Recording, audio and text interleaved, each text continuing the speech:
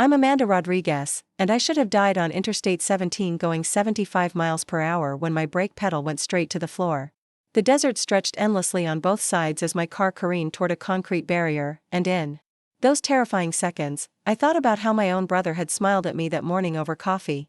What I didn't know was that Marcus, the mechanic who would save my life, was wearing a wire for the federal government.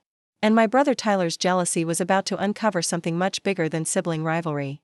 Before we jump back in, tell us where you're tuning in from, and if this story touches you, make sure you're subscribed, because tomorrow, I've saved something extra special for you. 3 months earlier, I was living what felt like a fairy tale. My tech startup, Verde Solutions, had just closed a $2.8 million series of funding round. We developed an app that helped small businesses track their carbon footprint and earn sustainability credits, and suddenly everyone wanted a piece of it. The Phoenix Business Journal had featured me on their cover with the headline, "Local Entrepreneur Turns Green Dreams into Gold Reality." I was 28 years old, and everything I'd worked for since college was finally coming together.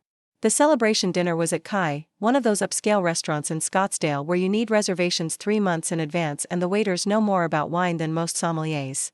I'd invited my whole family because despite everything, they were still my people. My parents, Robert and Linda Rodriguez, had sacrificed so much to put both Tyler and me through Arizona State.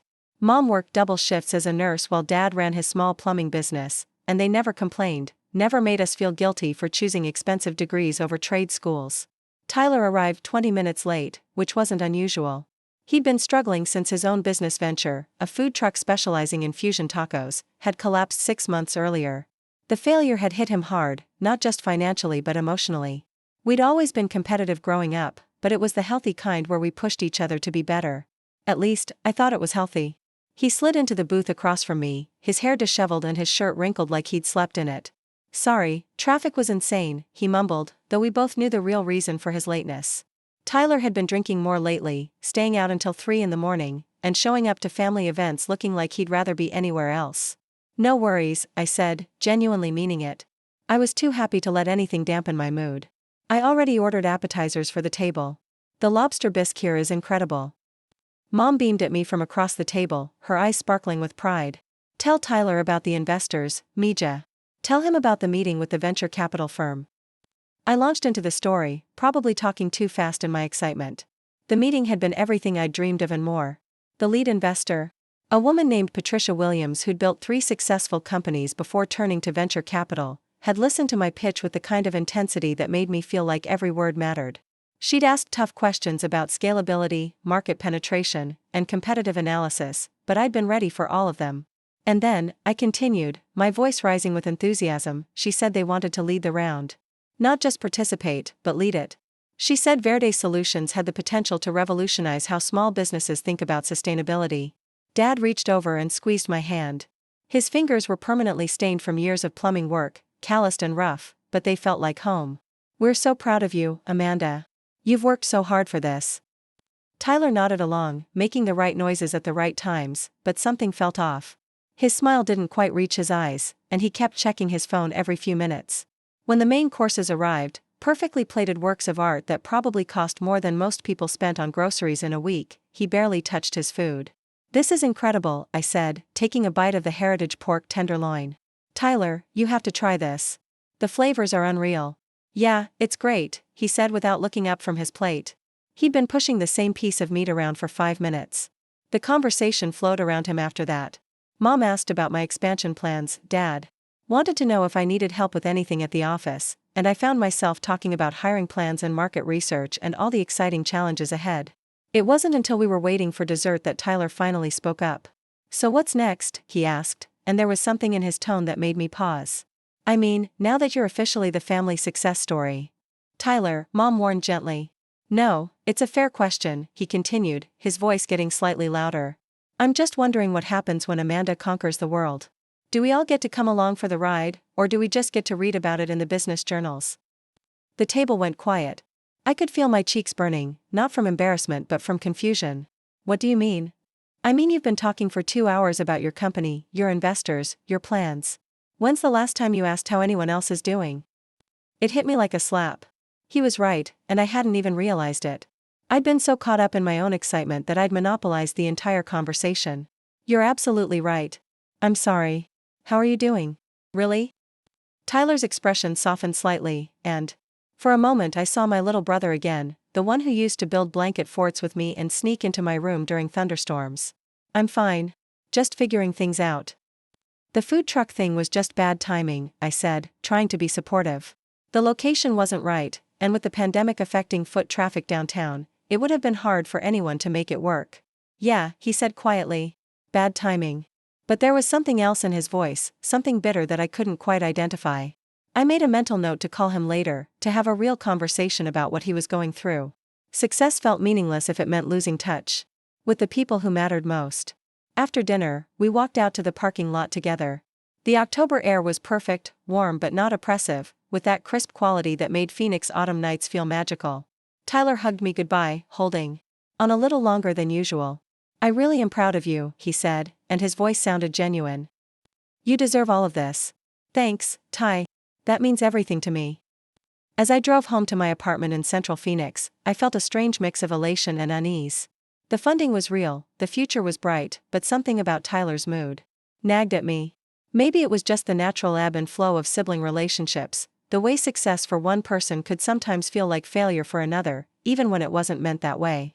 My apartment was a corner unit on the 15th floor with floor-to-ceiling windows that looked out over the city lights.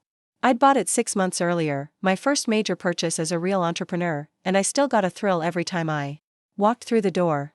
The furniture was minimal but expensive, all clean lines and neutral colors that made the space feel like something out of Architectural Digest. I poured myself a glass of wine and stood at the window, looking out at the sprawling city below. Phoenix at night was beautiful in its own way, all geometric patterns of light stretching toward the mountains. In a few months, if everything went according to plan, I'd be able to hire 10 more employees. We could expand into California, maybe. Even explore partnerships with major corporations looking to improve their sustainability profiles. My phone buzzed with a text from Nicole Kim, my business partner and the closest thing I had to a best friend. How did dinner go? Did you tell them about the celebration party next week? The celebration party. I'd almost forgotten. Nicole had insisted we throw a proper launch event for the funding announcement, something to mark the transition from startup to legitimate company. We'd booked a rooftop venue downtown, invited our early employees, key clients, and some local business leaders. It was exactly the kind of networking event I usually avoided, but Nicole was right that we needed to start acting like the successful company we were becoming. I texted back, dinner was good. Family's excited. Tyler seemed a bit off, but I think he's just going through a rough patch. Want to talk about it tomorrow? We have the marketing meeting at 10, but we could grab coffee first. Sounds perfect. Thanks for checking in. I finished my wine and got ready for bed, but sleep didn't come easily. Something about Tyler's expression kept replaying in my mind, the way he'd looked at me when he talked about being the family success story. There had been hurt there, yes, but also something else. Something that felt almost like calculation. The next morning arrived gray and overcast, unusual for Phoenix in October. I got to the office early, as had become my habit since the funding came through. Verde Solutions occupied the entire 8th floor of a renovated building in downtown Phoenix, and we'd just signed a lease extension that would let us expand to the 9th floor as well. The space was open and modern, with exposed brick walls and industrial lighting that gave it the kind of startup aesthetic that made visiting investors nod approvingly. Nicole was already there when I arrived, hunched over her laptop with a cup of coffee that looked like it had been sitting there for hours. She was one of those people who seemed to run on caffeine and pure determination, a former Google product manager who'd left Silicon Valley to co-found Verde Solutions with me. We'd met at a sustainability conference 2 years earlier, and within 30 minutes of talking, we knew we wanted to build something together. Morning, she said without looking up. I've been thinking about the party guest list. We should invite some of the local media, maybe get some coverage in the Arizona Republic. Good idea. Did you see the email from Patricia Williams? She wants to schedule a board meeting for next month. I saw it. We should start preparing presentation materials. She's going to want detailed projections for the next 18 months. We spent the morning in back-to-back meetings, reviewing marketing strategies, discussing hiring timelines, and planning our expansion into new markets. It was the kind of productive chaos that made me feel alive, the constant juggling of priorities and opportunities that came with rapid growth. Around noon, my phone rang. Tyler's name appeared on the screen, which was unusual. He almost never called during work hours. Hey, what's up? I answered, stepping into my office for privacy. Amanda, I need a favor. His voice sounded strained, almost panicked. My car's been making this weird noise, and I'm supposed to drive to Tucson this afternoon for a job interview. Can I borrow yours? Of course, I said immediately. Is everything okay? You sound stressed. I'm fine, just nervous about the interview.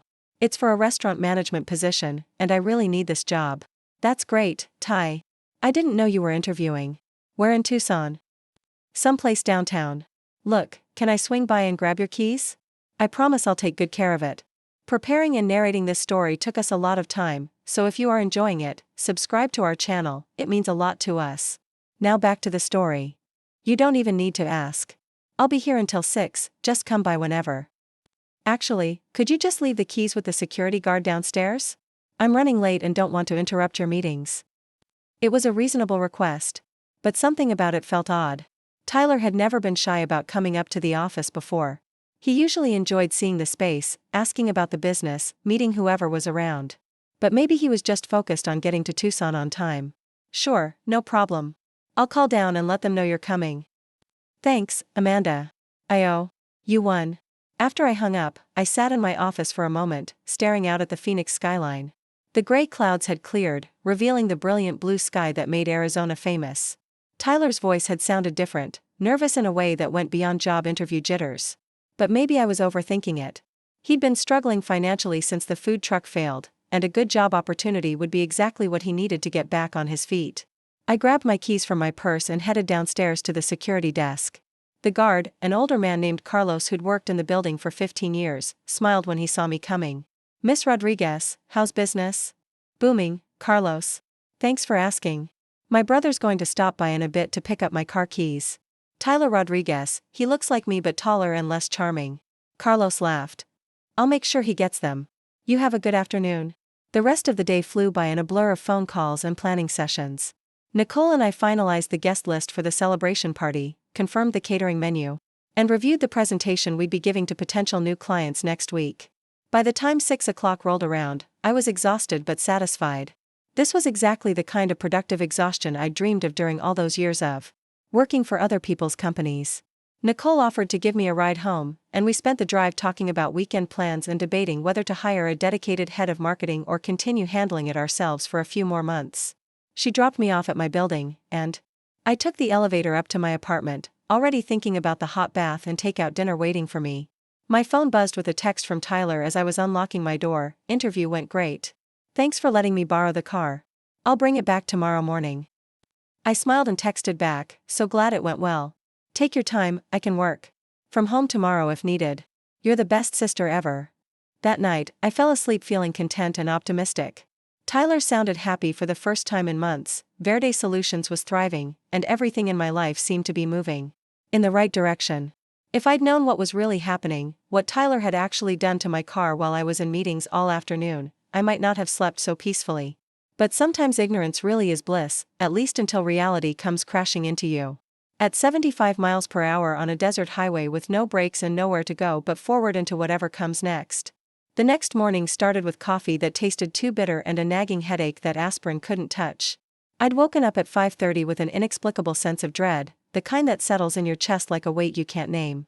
Working from home seemed like the perfect solution, especially since Tyler still had my car and I didn't want to rush him if his interview had led to a second meeting or celebration dinner.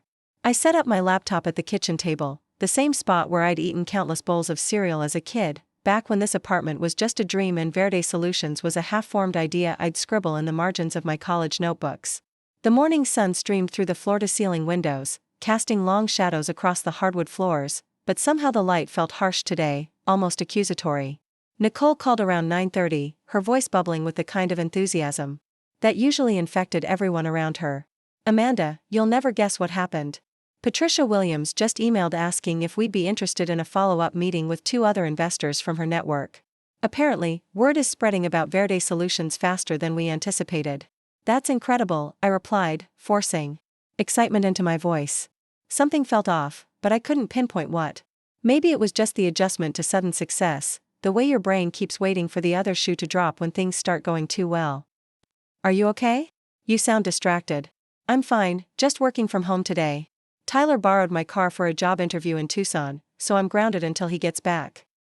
How did the interview go? He said it went great. I'm really hoping this works out for him. He's been struggling since the food truck thing fell apart, and I think having steady income would help with his confidence. There was a pause on Nicole's end, the kind of silence that suggested she was choosing her words carefully. Have you noticed Tyler seems different lately? At the company barbecue last month, he was asking a lot of questions about our client contracts and financial projections. The comment struck me as odd. Tyler had always been curious about my work, but Nicole was right that his questions at the barbecue had been unusually specific. He'd wanted to know about our biggest clients, our revenue streams, our plans for expansion. At the time, I'd assumed he was just trying to understand the business better, maybe looking for ideas for his own future ventures. I think he's just trying to figure out his next move professionally, I said. It's hard watching your sister succeed when you're struggling. I get it. Of course. I didn't mean anything by it, just an observation. We spent the next hour discussing logistics for the celebration party, scheduled for Friday evening. The guest list had grown to nearly 100 people, including local business leaders, potential clients, and media representatives. Nicole had arranged for a photographer and even hired a small jazz ensemble to provide background music. It was exactly the kind of polished event that would establish Verde Solutions as a serious player in the Phoenix business community. Around 11, my phone buzzed with a text from Tyler, still in Tucson. They want me to meet with the owner this afternoon. Might be late getting your car back.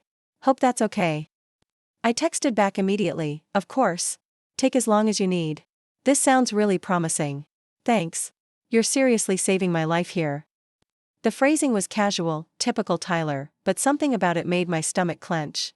I told myself I was being paranoid, that success was making me hypervigilant about things that didn't matter. Tyler was my brother. He'd borrowed my car dozens of times over the years, and nothing bad had ever happened. The afternoon dragged by in a series of video calls and email exchanges. I spoke with our lead developer about a software update, reviewed marketing materials with our freelance designer, and answered what felt like 100 questions from various team members. By 4 o'clock, I was exhausted in that particular way that comes from trying to be productive while fighting an underlying sense of unease. My phone rang, and I saw Tyler's name on the screen. Finally. Hey, how did the second meeting go? Amanda. His voice sounded strange, tight with an emotion I couldn't identify. I need to tell you something. My heart started beating faster. What's wrong? Are you okay? I'm fine, but your car, there's been an accident. The words hit me like a physical blow. What kind of accident? Are you hurt? I'm not hurt, but the car is pretty banged up. I was driving back from Tucson, and something went wrong with the brakes. They just stopped working. I managed to pull off onto the shoulder, but I hit a guardrail. Oh my God, Tyler. Are you sure you're not injured? Do you need me to come get you? No, I'm okay. But Amanda, this is the weird part. The tow truck driver said it looks like someone tampered with the brake lines. He thinks it might have been deliberate. The room seemed to tilt around me. What do you mean, deliberate? I don't know. Maybe someone at your office building has it out for you? Or a competitor trying to intimidate you? The driver said he's seen this kind of thing before in corporate sabotage cases. My mind raced through possibilities, none of which made any sense. Verde Solutions was a sustainability company, not exactly the kind of business that generated violent enemies. Our biggest competitors were other tech startups, not criminal organizations willing to resort to brake tampering. Where are you now? At a mechanic shop in Tempe. Thompson's Auto Repair. The tow truck brought me here because they specialize in brake systems. The owner, Marcus, seems really knowledgeable. He's looking at the car now. I'm coming down. There. You don't have to do that. I can handle this. Tyler, someone may have tried to kill me. I'm not just going to sit here and wait for updates. The drive to Tempe in my Uber felt endless, even though it only took 25 minutes.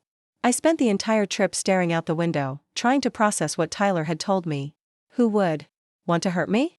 Verde Solutions had been nothing but positive since its inception. We helped businesses reduce their environmental impact, saved them money on energy costs, and provided data that helped them qualify for sustainability grants. We were the good guys. Thompson's Auto Repair sat on a busy corner in Tempe, a nondescript building with 3 service bays and a small office area filled with the usual automotive magazines and coffee that looked like it had been brewing since the Clinton administration. Tyler was sitting in one of the plastic chairs, scrolling through his phone, when I walked in. Amanda, he said, standing up to hug me. I'm so sorry about this. I feel terrible. Don't apologize. I'm just glad you're safe. A man emerged from one of the service bays, wiping his hands on a greasy rag. He was tall and broad-shouldered, with prematurely gray hair and the kind of weathered face that suggested he'd seen everything the automotive world had to offer. But there was something about his eyes that seemed sharper than the typical mechanic. More observant. "You must be Amanda," he said, extending his hand. "Marcus Thompson. I own this place." His handshake was firm, professional. "What can you tell me about my car?" "Well, it's definitely been tampered with. Someone cut partway through your brake lines, probably with a utility knife or box cutter. They didn't cut them completely, which suggests they wanted the brakes to fail while you were driving, not while the car was parked." The room felt suddenly cold. "You're saying someone tried to kill me?" "I'm saying someone wanted to cause you serious harm, yes. This kind of sabotage is designed to cause an accident at highway speeds.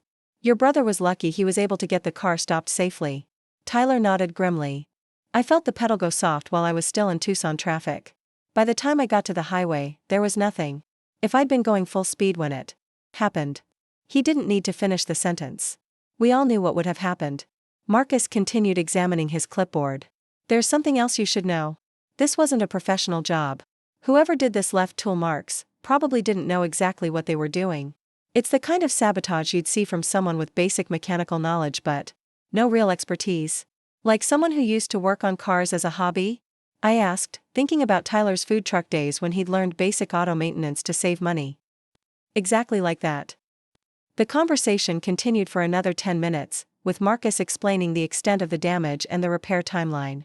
My car would need a complete brake system overhaul, new lines, pads, and a thorough safety inspection. The work would take at least a week, maybe longer depending on parts availability. As we talked, I found myself studying Marcus more closely. There was something about him that didn't quite fit the typical mechanic stereotype. His vocabulary was more sophisticated. His questions more probing than necessary. When he asked about my work and whether I'd had any recent conflicts with business associates, it felt less like casual conversation and more like an interrogation. "Have you contacted the police?" he asked. "Not yet. Should we?" "Absolutely. This is attempted murder, not a prank. They'll want to dust the car for fingerprints, check for surveillance footage from wherever it was parked, maybe interview people who had access to it." Tyler shifted uncomfortably in his chair. "Do we really need to involve the cops? I mean, nothing actually happened. Nobody got hurt." "Nothing happened because you got lucky," Marcus replied firmly. "Next time, someone might not be so fortunate." The phrase, "next time," sent a chill down my spine. The idea that this could happen again, that someone was out there planning my destruction, made me feel vulnerable in a way I'd never experienced before. We left the shop an hour later with a police report number, a rental car agreement, and a growing list of questions that had no good answers. Tyler was quiet during the drive back to Phoenix, staring out the passenger window at the desert landscape. Rushing past. "Are you sure you're okay?" I asked as we merged onto the freeway. "You've been through a traumatic experience too. I keep thinking about what would have happened if the brakes had failed while I was on the highway. Or what if you'd been driving instead of me?" The thought had been haunting me too. If Tyler hadn't borrowed my car, if I'd driven to work that morning as planned, I might not have survived to have this conversation. "But that didn't happen," I said, as much to convince myself as him. "We're both safe, and now we know to be careful. Do you have any idea who might want to hurt you?" It was the question I'd been dreading because the honest answer was no. Verde Solutions had competitors, sure, but they were other sustainability startups trying to solve similar problems. Our industry was collaborative, not cutthroat. We shared research at conferences, referred clients to each other when we weren't a good fit, and generally operated like colleagues rather than enemies. "I can't think of anyone," I admitted. "Maybe it's random? Someone who saw the car parked outside an expensive building and assumed the owner had money worth stealing? By sabotaging the brakes? That's a pretty elaborate way to commit robbery." He was right, and we both knew it. This felt personal, targeted, designed specifically to hurt me rather than steal from me. That evening, I sat in my apartment with a glass of wine and a yellow legal pad, trying to list anyone who might have a grudge against me. The exercise was depressing in its brevity. I'd always tried to be fair in business, honest in my personal relationships, and generous with my success. The idea that I'd somehow made an enemy serious enough to attempt murder was almost incomprehensible. My phone buzzed with a text from Nicole. "Just heard about the car. Are you okay? Do you need anything?" Word was spreading fast, which made sense given how small the Phoenix business community could be. By tomorrow, everyone would know that someone had tried to sabotage Verde Solutions co-founder. The question was whether that would help or hurt our reputation. I texted back, "I'm fine, just shaken up." Tyler was driving and managed to stop safely. "We're working with police now." Thank God Tyler wasn't hurt. Do they have any leads? Not yet. Still trying to figure out who would want to do something like this. Be careful, Amanda. Maybe stay with family for a few days until they catch whoever did this. It was good advice, but the idea of running scared felt wrong. Verde Solutions was my life's work, and I wasn't going to let some anonymous saboteur drive me into hiding. Still, as I got ready for bed that night, I found myself checking the locks on my door twice and looking over my shoulder every time I heard a noise in the hallway. The next morning brought a call from Detective Sarah Morrison of the Phoenix Police Department. She wanted to meet at my office to discuss the case and interview anyone who might have relevant information. Her voice was professional but sympathetic. The tone of someone who'd seen enough violence to take threats seriously without becoming callous about them. "We'll want to look at your security footage from yesterday," she explained when she arrived at Verde Solutions an hour later. "Anyone who had access to your car, anyone who might have seen something suspicious." Detective Morrison was younger than I'd expected, probably early 30s, with short blonde hair and the kind of direct gaze that suggested she didn't miss much. She took notes in a small leather notebook, asking detailed questions about my daily routine, my business relationships, and any recent changes in my personal life. "Has anyone expressed resentment about your success?" she asked. "Competitors? Former employees? Family members who might feel left behind?" The question hit uncomfortably close to home, but I pushed the thought away. Tyler had seemed genuinely concerned about my safety, genuinely shaken by his close call with the brake failure. The idea that he could be involved was impossible. "No one I can think of," I replied.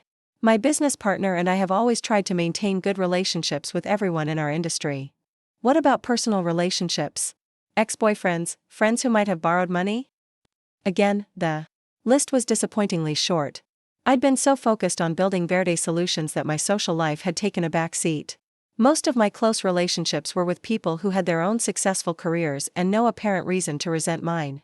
The interview lasted nearly 2 hours, covering everything from my parking habits to my online presence to the details of our recent funding round.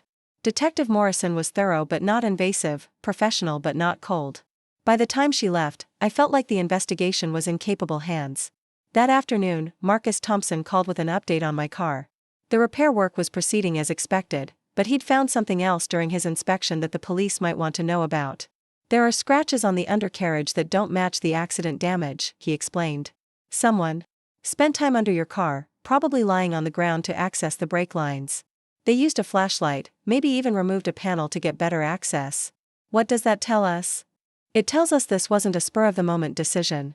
Whoever did this came prepared with tools and took their time to do it right. They knew enough about cars to access the brake system without causing obvious damage that would be noticed during a casual inspection. The level of premeditation was chilling. This wasn't vandalism or a crime of opportunity. Someone had planned my destruction. Carefully, methodically, with the kind of patience that suggested deep-seated hatred or desperation. "Marcus, can I ask you something? You seem to know a lot about criminal investigations for a mechanic." There was a pause on his end, long enough to make me wonder if I'd overstepped somehow. "I've worked on a lot of insurance cases over the years. Fraud investigations, accident reconstructions. You pick up things?" It was a reasonable explanation, but something about his tone suggested there was more to the story. I made a mental note to ask Detective Morrison if she'd spoken with Marcus directly about his findings. That evening, Tyler came by my apartment with takeout from our favorite Thai restaurant, the same place we'd eaten at least once a week during high school. He looked better than he had at the mechanic's shop, less shaken and more like his old self. "How was the police interview?" he asked, unpacking containers of pad thai and green curry. "Long and thorough. Detective Morrison seems competent. She's going to review the security footage from my office building and see if anyone noticed suspicious activity around my car." "That's good. Maybe they'll catch whoever did this quickly." We ate in comfortable silence for a while, both of us processing the surreal fact that someone had tried to kill me less than 48 hours earlier. The Thai food was excellent as always, but I found myself picking at it, my appetite diminished by lingering anxiety. "Tyler, can I ask you something?" "Of course. When you borrowed my car, did you notice anything unusual? Any strange noises, people hanging around the parking garage, anything that seemed off?" He considered the question seriously, which I appreciated. "Not really. The security guard downstairs seemed normal, said he knew you were expecting me. The car drove fine until the brakes started feeling soft in Tucson. And the job interview? How did that actually go? For the first time since arriving, Tyler's expression shifted slightly. It went well. Really well, actually. They offered me the position. Tyler, that's incredible. Why didn't you lead with that news? With everything that happened with your car, it didn't seem like the right time to celebrate. He was right, of course, but I still felt a surge of happiness for him. Tyler had been struggling for months, and a good job would give him the stability and confidence he needed to move forward. Tell me about it. What kind of restaurant? Fine dining, downtown Tucson. They're looking for someone to manage operations, staff scheduling, inventory management. It's exactly the kind of opportunity I've been hoping for. When do you start? Next Monday. The timing is perfect, really. I was getting desperate. As Tyler talked about his new job, describing the restaurant's concept and his responsibilities, I found myself watching his face carefully. There was genuine excitement there, but also something else. Relief, maybe, or satisfaction that went beyond just landing a good position. We spent the rest of the evening watching movies and trying to pretend that everything was normal, that someone hadn't recently attempted to murder me, that our lives hadn't been upended by an act of inexplicable violence. But even as we laughed at the comedy Tyler had chosen, I couldn't shake the feeling that something fundamental had changed, that we were all just pretending everything was fine when nothing would ever be quite the same again. The celebration party was scheduled for Friday evening, and despite everything that had happened, Nicole insisted we proceed as planned. We can't let some psychopath derail our success, she argued during our Wednesday morning meeting. Besides, having a crowd of witnesses around might actually make you safer. I wasn't entirely convinced, but she had a point. Verde Solutions had worked too hard to reach this milestone to let fear overshadow our achievement. Detective Morrison had approved the event, though she'd requested additional security and promised to have plainclothes officers in attendance. Thursday afternoon brought an unexpected call from Marcus Thompson.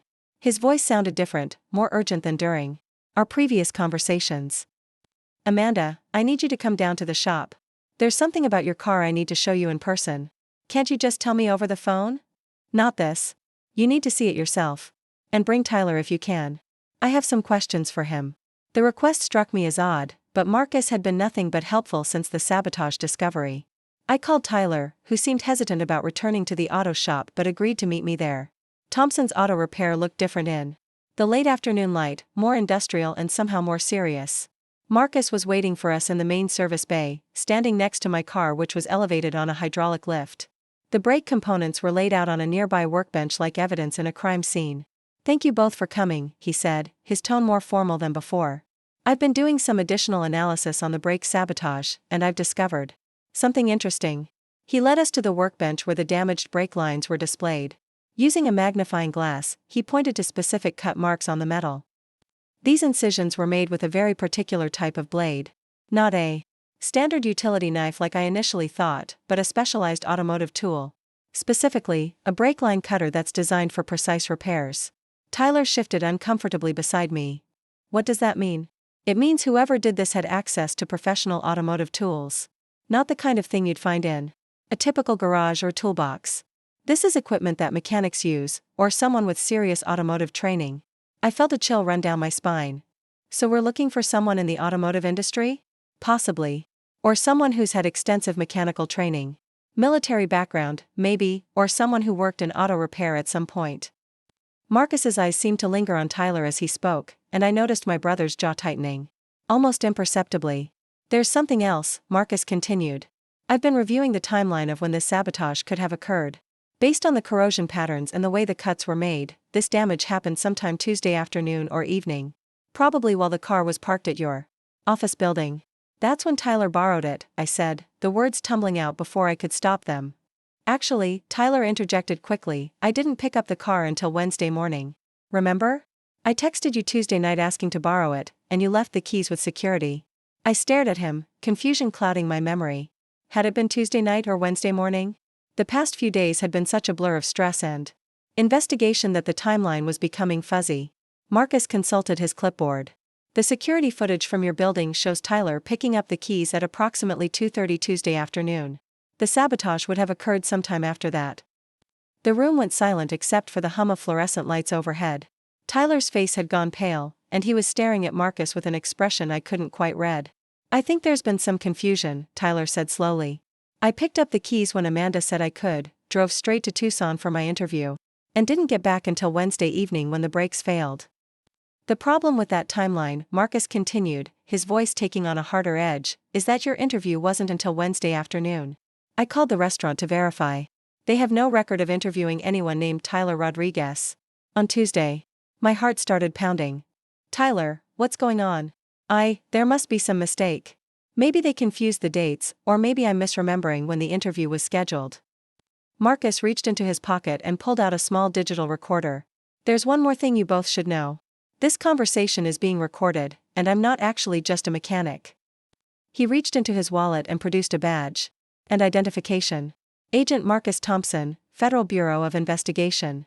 I've been working undercover on a case involving corporate espionage and sabotage targeting tech companies in the Phoenix area. The world seemed to tilt sideways. Everything I thought I knew about the past few days was suddenly in question. Marcus wasn't a mechanic. Tyler's timeline didn't make sense. And somehow, I was at the center of a federal investigation. Verde Solutions has been under surveillance for the past 6 weeks, Agent Thompson continued, not because you're suspected of anything, but because we believe you've been targeted by a corporate sabotage ring. Companies that pose threats to established players in the energy and sustainability markets have been experiencing suspicious setbacks. Equipment failures, data breaches, key personnel being intimidated or worse. Tyler had backed up against the wall, his face ashen. This is insane. You're treating me like a criminal because I borrowed my sister's car. You're being treated like a person of interest because you had exclusive access to the vehicle during the window when sabotage occurred, and because your story about when and why you borrowed it keeps changing. Agent Thompson turned to me. Amanda, I need you to think carefully about Tuesday afternoon. Did Tyler contact you at any other time, besides the phone call about borrowing your car? I closed my eyes, trying to reconstruct the timeline. Tuesday had been a busy day at the office, full of meetings and phone calls. But there had been something else, a detail that hadn't seemed important at the time. He came to the office. I said suddenly. Around lunchtime. He said he was in the neighborhood and wanted to stop by and see how things were going. Did he go down to the parking garage? I don't know. We talked in my office for maybe 20 minutes, and then I had a conference call. He said he'd let himself out. Agent Thompson made notes on his clipboard. The security footage shows Tyler entering the parking garage at 1:15 Tuesday afternoon and leaving approximately 45 minutes later. He then returned at 2:30 to pick up your car keys from the front desk.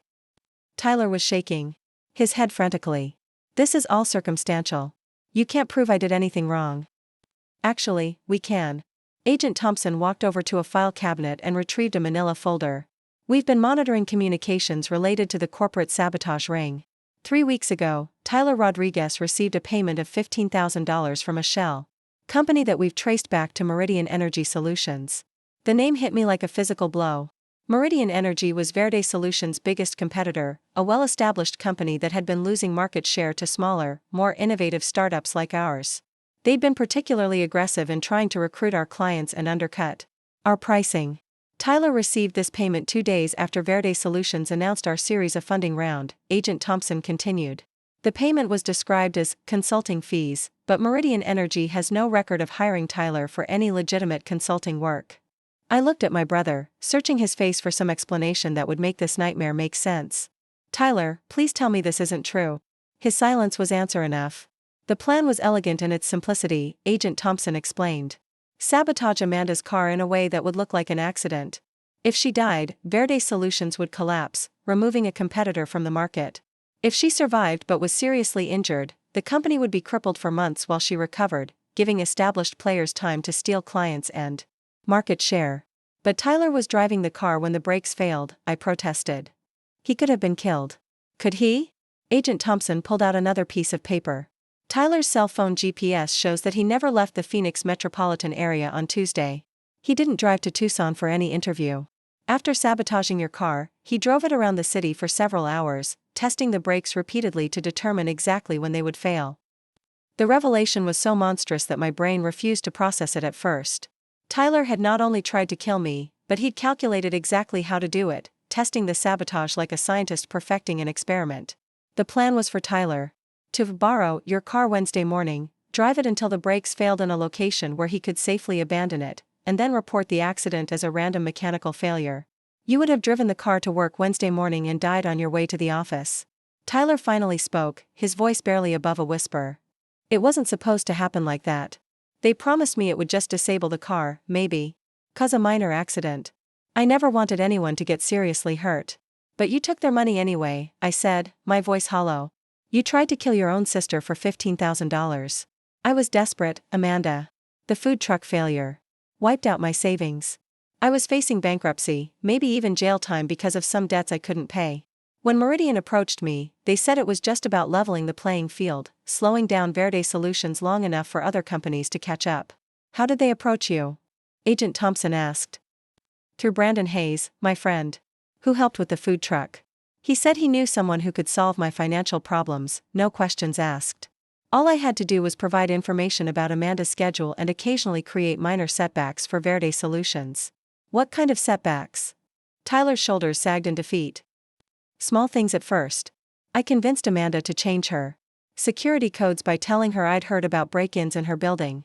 I shared information about client meetings so Meridian could reach out to potential customers before Verde Solutions could close deals. I even sabotaged a presentation by corrupting some files on Amanda's laptop. Each revelation felt like another knife wound. Tyler hadn't just betrayed me once. He'd been systematically undermining my life's work for months, all while pretending to be the supportive brother who was proud of my success.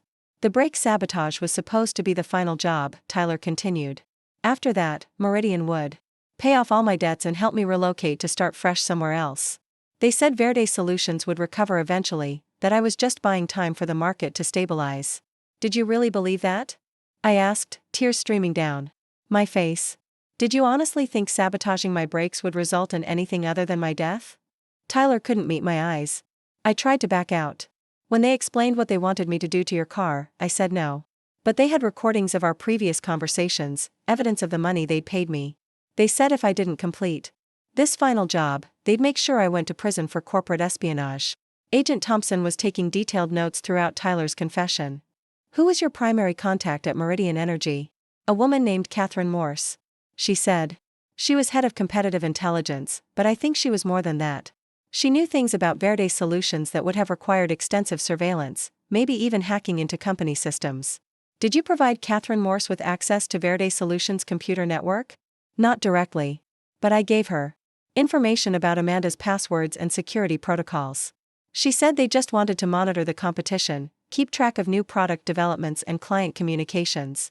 The scope of the betrayal was breathtaking. Tyler hadn't just tried to kill me, he'd given a competitor access to virtually everything Verde Solutions had worked to build. Our client lists, financial projections, product development plans, all of it compromised because I'd trusted my own brother. Agent Thompson closed his notepad and looked directly at Tyler. Tyler Rodriguez, you're under arrest for conspiracy to commit murder, corporate espionage, and accepting bribes to commit felonious acts. You have the right to remain silent. As the Miranda rights were read, I found myself staring at Tyler as if seeing him for the first time. This person who had shared my childhood, who had built pillow forts with me and taught me to ride a bicycle, who had hugged me at dinner just days earlier and told me he was proud of my success. How long had he been capable of this level of deception? How many years had I been living with a stranger wearing my brother's face? Amanda, Tyler said as Agent Thompson placed handcuffs on his wrists. I'm sorry. I know that doesn't mean anything now, but I want you to know that I never stopped loving you. I got in too deep, and I couldn't find a way out. I wanted to feel anger, rage at his betrayal and the casual way he'd been willing to trade my life for his financial problems. But all I felt was a vast, aching emptiness where my trust in family used to live. I don't want to hear from you again, I said quietly. Ever. As Tyler was led away in handcuffs, Agent Thompson turned to me with an expression that mixed professional sympathy with genuine concern. I know this is a lot to process, Amanda. But there's more we need to discuss. Meridian Energy's operation is much larger than just what happened to Verde Solutions. We need your help to bring down the entire network. What kind of help? We want you to continue operating as if you know nothing about Tyler's involvement or our investigation. Meridian Energy will be expecting to hear that their sabotage was successful, that you're either dead or critically injured. When that doesn't happen, they're going to scramble to figure out what went wrong. You want me to be bait? We want you to be yourself. Go to your celebration party tomorrow night. Continue running Verde Solutions. But now you'll be working with us to gather evidence about Meridian's broader operation. We believe they've targeted at least 6 other companies in the past year, with varying degrees of success. The idea of pretending everything was normal while wearing a wire and trying to catch corporate saboteurs seemed surreal, like something out of a movie rather than my actual life. But if it would prevent other entrepreneurs from going through what I'd experienced, if it would ensure that Tyler and his co-conspirators faced justice, then I was willing to do whatever was necessary. What happens now? Now we prepare you for the most important performance of your life. Because as of tomorrow night, Amanda Rodriguez isn't just a successful entrepreneur. She's an undercover federal informant, and the people who tried to kill her have no idea what's coming for them. As I drove home that evening in my rental car, I kept glancing in the rearview mirror, half expecting to see Tyler's face or some sign that this was all an elaborate nightmare I'd soon wake up from. But the reality was undeniable. My brother had tried to murder me for money, and now I was part of a federal investigation that could expose a corporate sabotage network spanning multiple states. The celebration party was in 18 hours, and I had to find a way to smile and network and pretend to be happy while wearing a wire and watching for signs that someone in the crowd might be planning my destruction. Verde Solutions' success had painted a target on my back, and the only person I'd trusted enough to protect me had been the one holding the gun. Tomorrow night would determine whether I survived long enough to see justice served, or whether Meridian Energy's backup plan would finally succeed in silencing me permanently. Friday morning arrived with the kind of crystal-clear Arizona sky that made everything look sharp and unforgiving. I stood in my bathroom mirror, practicing expressions that didn't reveal the federal wire taped between my shoulder blades or the fact that my brother was sitting in a federal holding cell 20 miles away. Agent Thompson had coached me for 3 hours the night before, but no amount of preparation could make this feel normal. The celebration party would begin at 7, and by 8:30, we expected Catherine Morse from Meridian Energy to make contact. The FBI had been monitoring her communications since Tyler's arrest, and her messages to unknown associates suggested she was growing increasingly concerned about the silence from her Phoenix operation. When news of Verde Solutions' successful party reached the business community, as it inevitably would, she'd need to assess whether their sabotage had failed and how to proceed. Nicole knocked on my apartment door at noon, arriving with coffee and the kind of nervous energy that suggested she sensed something was wrong even if she couldn't identify what. "You look terrible," she said, setting down a large bag from our favorite cafe. "Are you sure you're up for tonight? We could postpone the party if you're still shaken up about the car thing." The car thing. If only she knew that the car thing had revealed a corporate conspiracy and landed my brother in federal custody. But Agent Thompson had been clear that Nicole needed to remain unaware of the investigation for her own safety and to maintain the authenticity of our behavior. "I'm fine," I lied, forcing a smile that felt like wearing a mask made of broken glass. "Just tired. It's been a long week." "Have the police made any progress on finding who sabotaged your car?" "They're working on it. Detective Morrison says these cases can take time to solve." Nicole nodded sympathetically and launched into party logistics, reviewing the guest list and timeline for the evening. The rooftop venue had been transformed with string lights and jazz quartet, creating exactly the kind of sophisticated atmosphere that would impress potential investors and clients. Under normal circumstances, I would have been thrilled to see Verde Solutions celebrated in such style. Instead, I felt like I was planning my own funeral. "Catherine Morse from Meridian Energy RSVP'd yesterday," Nicole mentioned casually while reviewing her checklist. I was surprised she wanted to attend, given that they're our biggest competitor. My blood turned to ice water.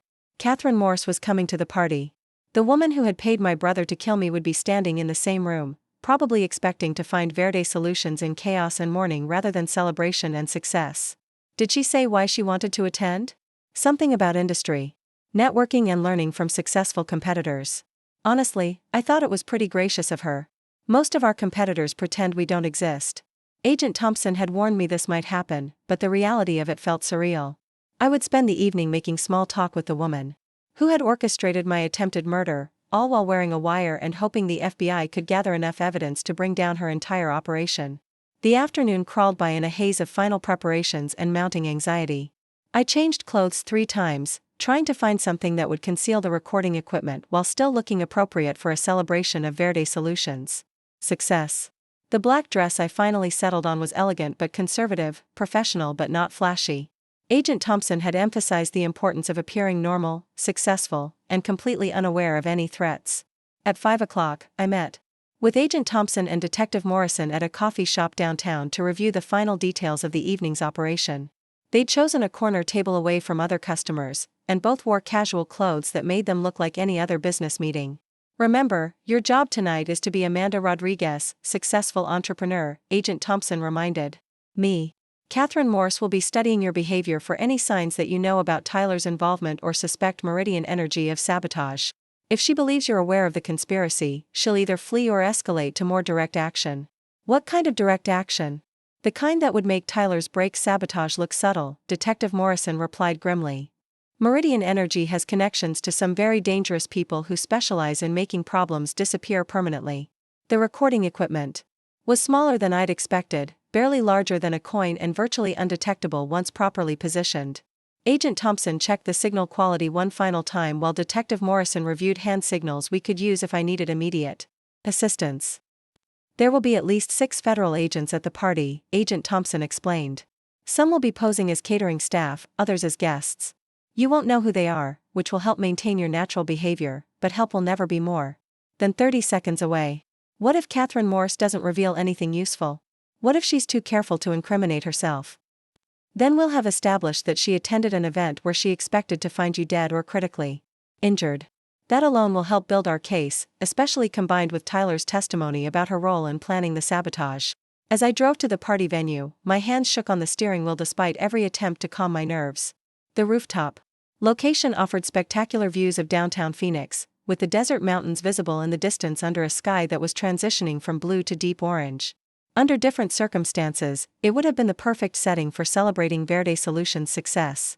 Nicole was already there when I arrived, directing the catering staff and testing the sound system for the brief presentations we'd planned. She looked radiant in an emerald green dress that complemented her dark hair, and for a moment I envied her innocence about what this evening would really entail. "Amanda, you look beautiful," she said, hurrying over to hug me. "Are you feeling better? You seem more like yourself." "Much better," I replied, grateful that the lie came more easily now. "This looks incredible, Nicole. You've outdone yourself." Guests began arriving at 7, starting with our employees and their partners, followed by early investors and local business leaders. I moved through the crowd with practiced ease, accepting congratulations and discussing Verde Solutions' future plans. The conversations felt automatic, like reciting lines from a play I'd performed countless times before. At 7:45, Catherine Morse stepped off the elevator. She was smaller than I'd expected, probably in her mid-40s. With silver-streaked brown hair and the kind of understated elegance that suggested expensive taste and unlimited budgets. Her smile was warm and professional as she approached the registration table, and nothing about her demeanor suggested she was a woman who orchestrated corporate sabotage and attempted murder. "Amanda Rodriguez," she said, extending her hand. When she spotted me near the bar. "Catherine Morse from Meridian Energy. Thank you so much for including us in your celebration." Her handshake was firm but not aggressive, her eye contact direct but not challenging. Everything about her presentation suggested a successful executive who was genuinely interested in networking with competitors.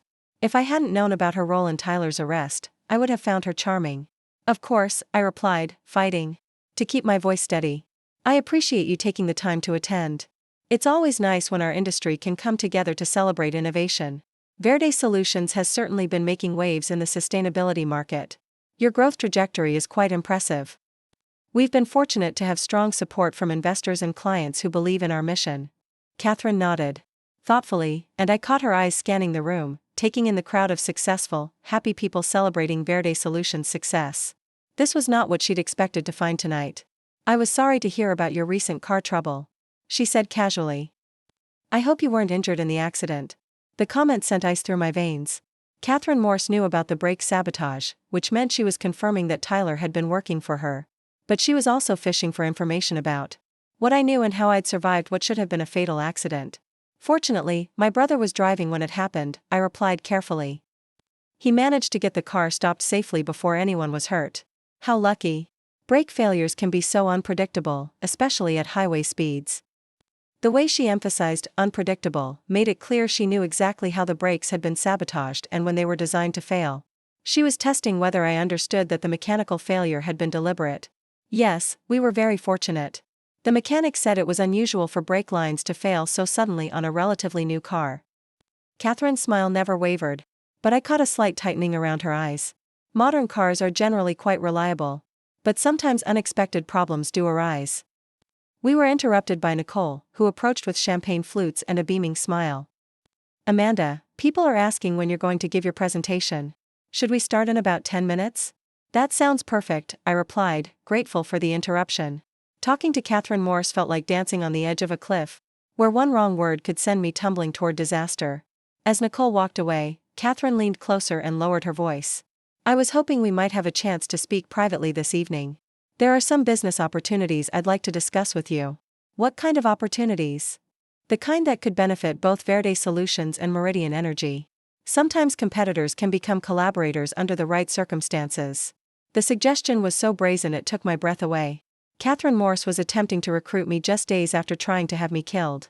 Either she was supremely confident in her own abilities, or she was testing whether I knew about Tyler's involvement in the sabotage.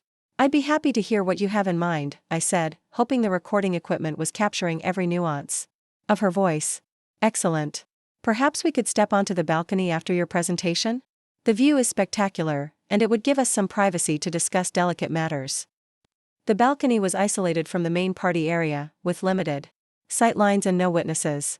If Catherine Morse had brought backup or was planning some kind of direct action, the balcony would be the perfect location.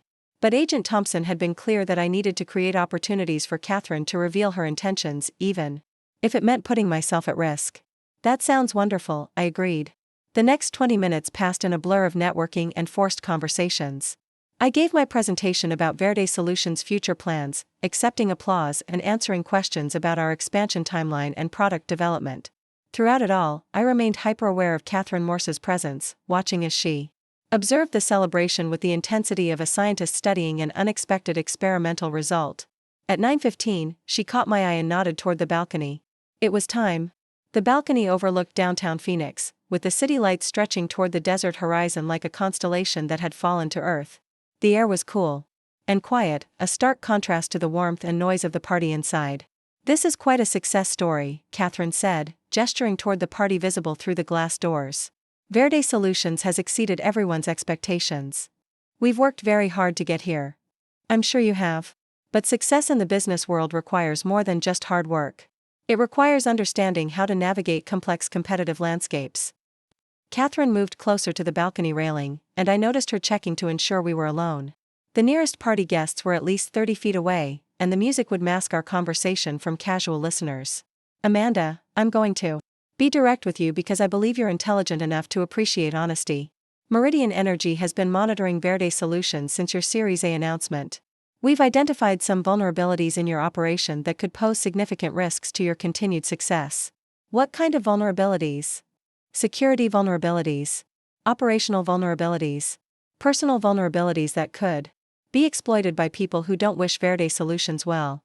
The threat was barely veiled, but still ambiguous enough that Catherine could claim she was offering helpful advice rather than making dangerous implications.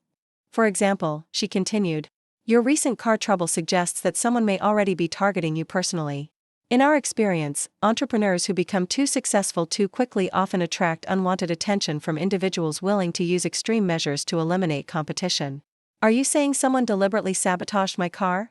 I'm saying that successful people need protection, and Meridian Energy is in a position to provide that protection. We have extensive resources and experience in managing complex security situations.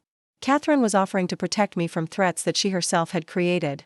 The audacity was breathtaking, but it was also exactly the kind of evidence Agent Thompson needed to prove Meridian Energy's involvement in corporate sabotage. What would this protection involve? A strategic partnership between our companies.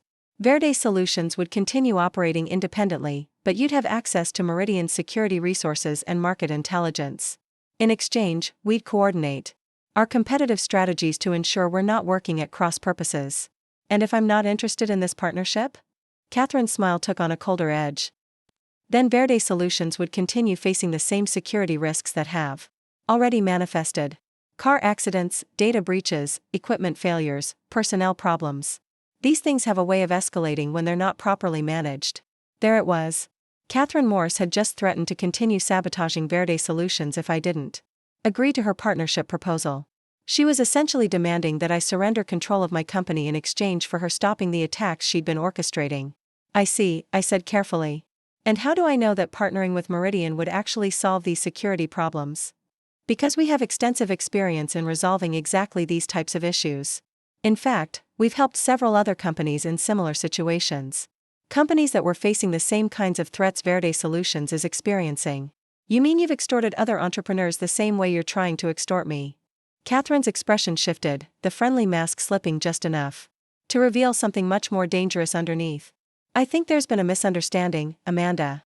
I'm here to offer assistance, not to make threats. Then let me clarify something for you, Catherine. I know about Tyler. I know about the $15,000 Meridian paid him. I know about the brake sabotage and your entire corporate espionage operation. For the first time since arriving at the party, Catherine Morse looked genuinely surprised. Her composure cracked just enough to reveal the calculating predator that had been hidden beneath the professional facade. I think you're confused about what you think you know, she said slowly. Tyler confessed everything yesterday before FBI agent Marcus Thompson arrested him.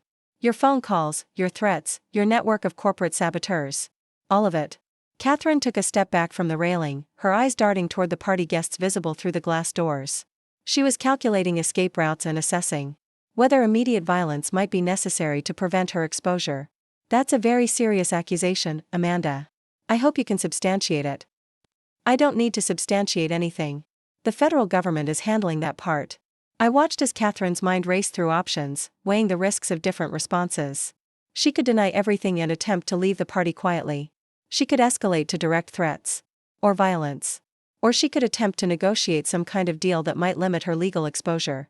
If Tyler has made allegations about Meridian Energy's business practices, I'm sure any misunderstandings can be resolved through proper legal channels, she said finally. The only thing that's going to be resolved is your arrest for conspiracy to commit murder and corporate espionage. The FBI has been recording this entire conversation, Catherine. Every threat you've made, every admission about your company's criminal activities.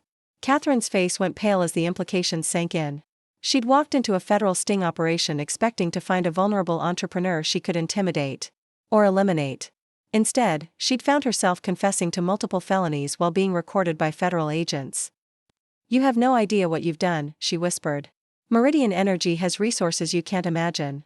People who make problems disappear permanently. Is that another threat I should add to the recording? Before Catherine could respond, Agent Thompson stepped onto the balcony, flanked by two other federal agents. Their appearance was so sudden and coordinated that Catherine didn't have time to react before she was surrounded. Catherine Morse, you're under arrest for conspiracy to commit murder, extortion, corporate espionage, and racketeering. You have the right to remain silent. As the handcuffs clicked into place, Catherine looked at me with pure hatred.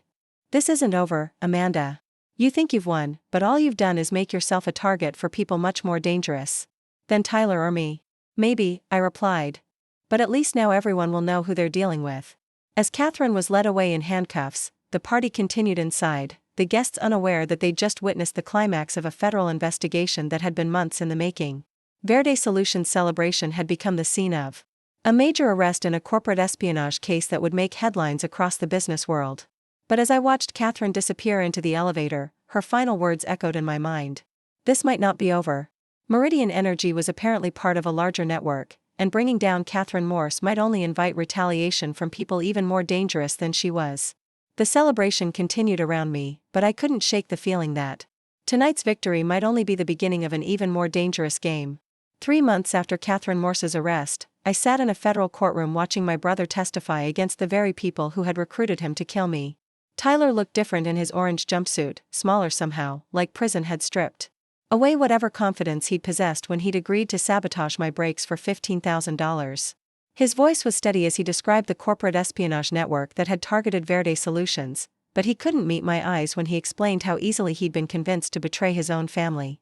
The federal prosecutor, a sharp-eyed woman named Jennifer Walsh, guided Tyler through the timeline of his recruitment by Meridian Energy. The jury listened with visible disgust as he described accepting money to spy on Verde Solutions, to sabotage our presentations, and ultimately, to cut my brake lines in a way designed to cause maximum harm. When Walsh asked why he'd agreed to attempt murder for such a relatively small payment, Tyler's answer was as pathetic as it was honest. I was drowning financially, and they made it seem like Amanda would just be inconvenienced, maybe injured. Enough to slow down Verde Solutions for a few months. They said it would level the playing field, give other companies a chance to catch up.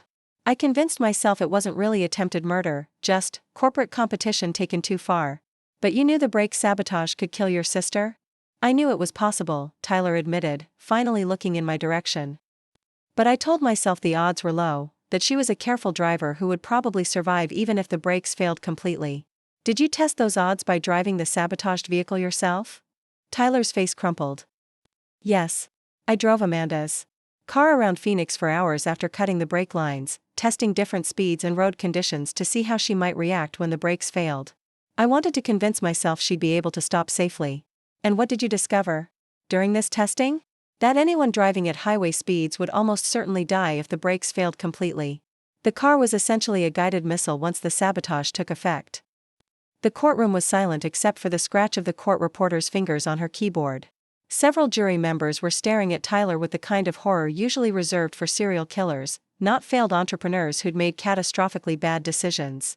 So you knew with certainty that your sabotage would likely kill Amanda Rodriguez, yet you proceeded anyway?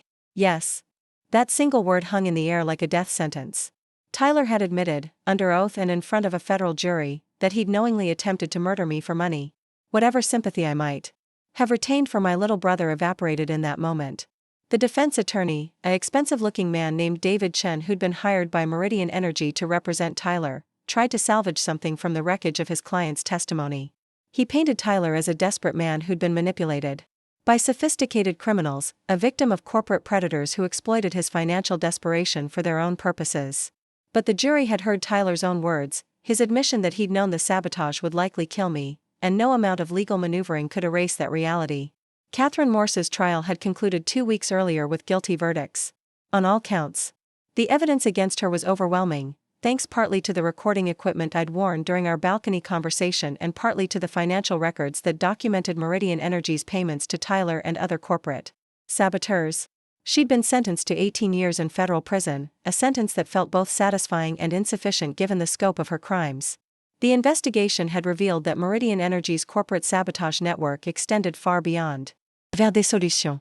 Over the past 3 years, they'd targeted at least 12 other companies, using bribery, extortion, and violence to eliminate competitors or steal their innovations. 2 entrepreneurs in California had died in suspicious accidents after refusing to sell their companies to Meridian-backed investors. A renewable energy startup in Colorado had been destroyed by a series of cyber attacks that wiped out their research and drove away their funding. The pattern was clear and devastating. But as satisfying as Catherine's conviction had been, her warnings about more dangerous people remained troubling. During her sentencing hearing, she'd looked directly at me and repeated her claim that Meridian Energy was just one tentacle of a much larger organization. "You've cut off one head," she'd said, "but there are others, and they don't appreciate interference from amateurs." Agent Thompson had taken those threats seriously, assigning protective details to both Nicole and me for the first 2 months after Catherine's arrest. Verde Solutions had hired its own security firm, installed comprehensive surveillance systems, and implemented protocols that would make it much harder for future saboteurs to access our facilities or personnel. The company had survived the ordeal, even thrived in some ways, as our story of surviving corporate espionage had generated significant media attention and client sympathy. But the personal cost had been enormous. The relationship with my parents had become strained and complicated since Tyler's arrest. Mom blamed herself for not recognizing the signs of his desperation, while Dad oscillated between fury at Tyler's betrayal and protective anger toward anyone who criticized his son. Family dinners had become exercises in carefully avoiding any topic that might lead to discussions of corporate sabotage, attempted murder, or federal prison sentences. Nicole had been supportive throughout the ordeal, but I could see the way the stress had affected her. She jumped at unexpected sounds, questioned the motivations of new clients, and insisted on background checks for every employee we hired. The easy trust that had characterized our partnership was gone, replaced by a vigilance that was probably necessary but undeniably exhausting. The physical threats had ended with Catherine's arrest, but the psychological aftermath proved more difficult to overcome. I found myself checking my car's brake fluid obsessively, varying my daily routes to avoid predictable patterns, and startling awake at night whenever I heard unfamiliar sounds outside my apartment. The paranoia was probably excessive, but Agent Thompson had warned me that corporate espionage networks often had long memories and patient revenge strategies. Tyler's sentencing hearing was scheduled for the following week, and his defense attorney had requested that I provide a victim impact statement. The prosecutor had explained that my words could influence the judge's decision about Tyler's punishment, potentially adding years to his prison sentence or providing justification for a more lenient approach that emphasized rehabilitation over retribution. I'd spent weeks trying to decide what I wanted to say. Part of me wanted to describe the terror of learning that my own brother had tried to kill me, the way his betrayal had shattered my ability to trust anyone completely. But another part of me recognized that Tyler was also a victim, in his own way, of people who had exploited his desperation and turned him into a weapon against his own family. The night before Tyler's sentencing, I sat in my apartment with a blank legal pad, trying to find words that would capture the complexity of what he'd done and what it had cost all of us. The view from my window showed the same Phoenix skyline I'd admired on the night of Verde Solutions' celebration party, but everything looked different now, sharper and more dangerous, like a landscape that might conceal hidden threats. My phone rang around 9 o'clock, and I saw Agent Thompson's name on the caller ID. He'd remained in contact even after the formal investigation concluded, partly for professional reasons and partly, I suspected, because he felt responsible for the ongoing threats that had emerged from our work together. "Amanda, I wanted to give you a heads up about tomorrow's sentencing hearing. We've received intelligence suggesting that some of Catherine Morse's associates might attempt to attend the proceedings." "What kind of associates?" "The kind who work for the larger organization Catherine warned you about. They're not planning any direct action, as far as we know, but they want to observe the proceedings and assess how much damage Tyler's cooperation has caused to their operations." "Should I be worried?" "You should be careful. These people are patient and methodical. They don't strike immediately when they're angry. They wait for opportunities when their targets are vulnerable and distracted. So I should expect to be looking over my shoulder for the rest of my life?" Agent Thompson was quiet for a moment before responding. "The honest answer is yes, probably. You've become a symbol of resistance to their business model. Other entrepreneurs who are being targeted by similar networks are watching to see if you can survive and prosper despite their efforts to destroy you. That's a lot of pressure. It's also an opportunity. Verde Solutions isn't just a successful company anymore, it's proof that these corporate sabotage networks can be defeated. Every month you continue to grow and succeed makes it harder for them to intimidate their next targets." After hanging up with Agent Thompson, I returned to my legal pad and began writing the victim impact statement I would deliver at Tyler's sentencing hearing. The words came slowly at first, then in a rush of emotion that surprised me with its intensity. The next morning, I dressed carefully for the courthouse, choosing a navy blue suit that projected confidence without appearing triumphant. Tyler would be sentenced today, and while part of me wanted him to face the full consequences of his choices, another part hoped the judge would consider the manipulation and desperation that had led him to such a terrible decision. The courtroom was more crowded than I'd expected, with journalists, federal law enforcement officials, and what I assumed were representatives of the business community who wanted to observe the conclusion of such a high-profile corporate espionage case. Agent Thompson sat in the third row, scanning the crowd with the professional vigilance that had become second nature to him. I spotted at least 3 people whose intense focus on the proceedings suggested they might be the associates he'd warned me about. When Judge Patricia Hendricks called for victim impact statements, I walked to the podium with my prepared remarks, but found myself setting the paper aside and speaking directly to Tyler instead. "When we were kids," I began, "you used to have nightmares during thunderstorms. You'd sneak into my room and ask if you could sleep on the floor next to my bed because my presence made you feel safer. I never minded because that's what family does. We protect each other from the things that scare us." Tyler was crying now, tears streaming down his face as he remembered those childhood nights when his big sister had been his refuge from fear. For 30 years, I believed that protection went both ways. I thought that no matter what happened in our lives, no matter how successful or unsuccessful we became, we would always have each other's backs. I trusted you with my passwords, my business plans, my vulnerabilities, because I couldn't imagine you using that trust to hurt me. I paused, looking directly at Tyler, seeing both the little boy who'd been afraid of storms and the man who'd tried to kill me for $15,000. "But you didn't just betray my trust, Tyler. You didn't just steal from my company or sabotage my presentations. You tried to murder me. You cut my brake lines knowing that I would probably die when they failed. You tested the sabotage yourself, confirmed that it would likely be fatal, and proceeded anyway. The physical danger is over now, but the psychological damage will last forever. I will never again trust anyone completely. I will never again believe that family loyalty is unconditional. Every relationship I form will be colored by the knowledge that even the people who claim to love me might be willing to kill me if the price is right." Tyler was sobbing now, his shoulders shaking with the weight of hearing exactly what his choices had cost. "But I want you to know something else, Tyler. Despite everything you've done, I don't hate you. I don't want you to spend the rest of your life in prison. What I want is for you to get the help you need to understand how you became capable of attempted murder, so that you never endanger anyone else the way you endangered me. I turned to address Judge Hendricks directly. Your Honor, my brother committed a terrible crime, and he deserves to be punished for it.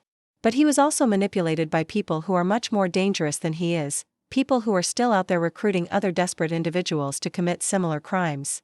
Tyler's cooperation with federal investigators has helped identify and prosecute those people, potentially saving other families from experiencing what mine has gone through. I ask that you consider a sentence that balances justice with mercy, punishment with rehabilitation. Tyler needs to face consequences for his choices, but he also needs the opportunity to become someone who would never make such choices again. The sentencing hearing continued for another hour, with Tyler's defense attorney arguing for a reduced sentence based on his cooperation and the prosecutor requesting the maximum penalty to deter other potential saboteurs. Judge Hendricks listened to all the arguments before announcing that she would issue her decision the following week. As the courtroom emptied, Tyler caught my eye from the defendant's table. He mouthed the words, "Thank you," before being led away by federal marshals. I nodded but didn't smile.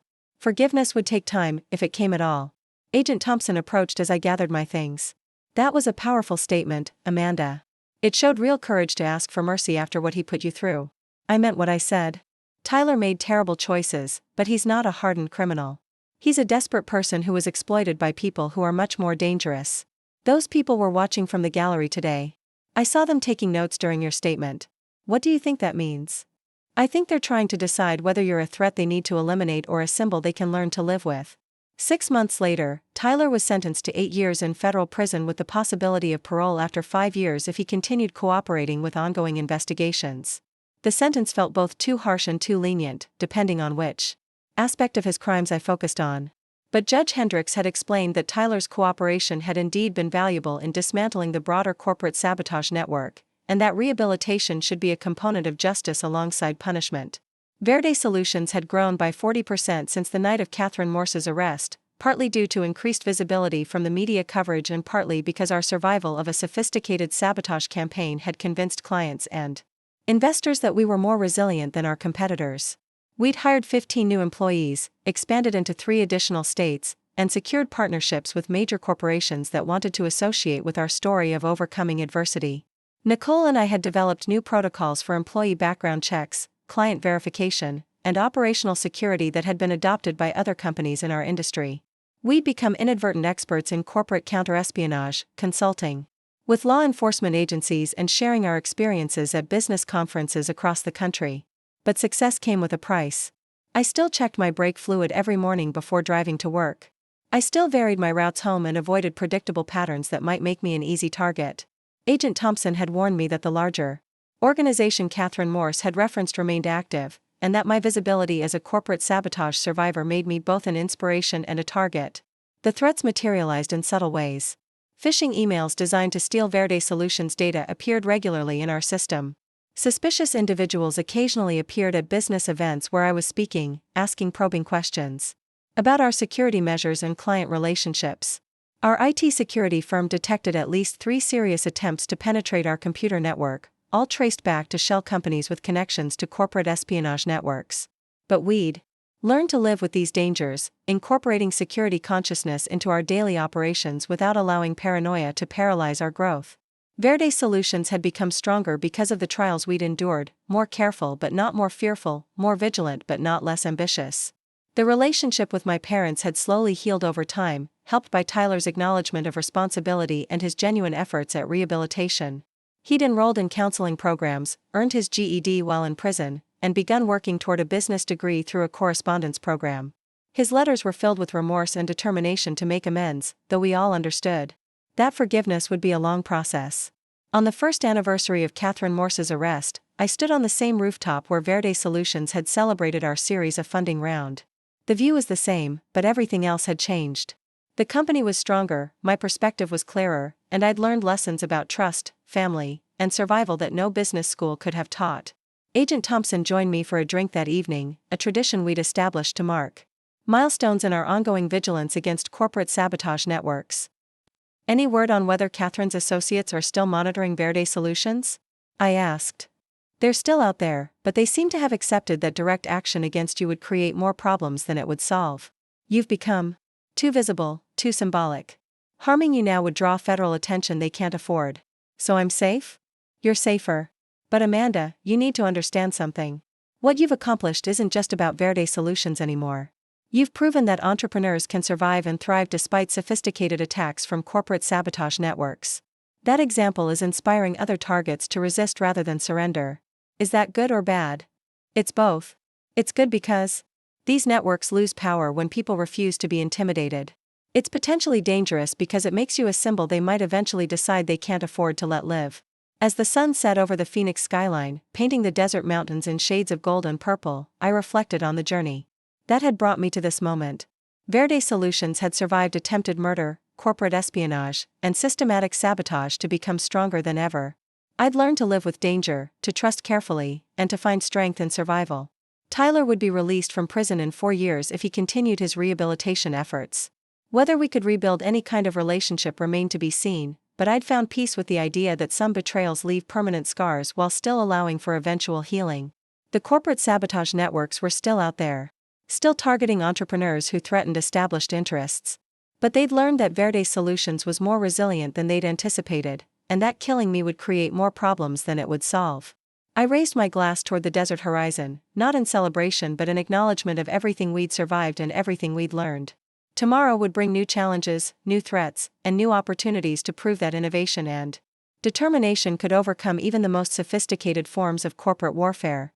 Verde Solutions wasn't just a company anymore. It was proof that small businesses could survive attacks from much larger and more dangerous enemies. And that example, Agent Thompson had explained, was worth more than any single contract or investment round. As I drove home that night, I checked my rearview mirror out of habit, alert for any signs of surveillance or threat. But for the first time in over a year, I wasn't afraid. I was ready for whatever came next. Up next, you've got 2 more standout stories right on your screen. If this one hit the mark, you won't want to pass these up. Just click and check them out.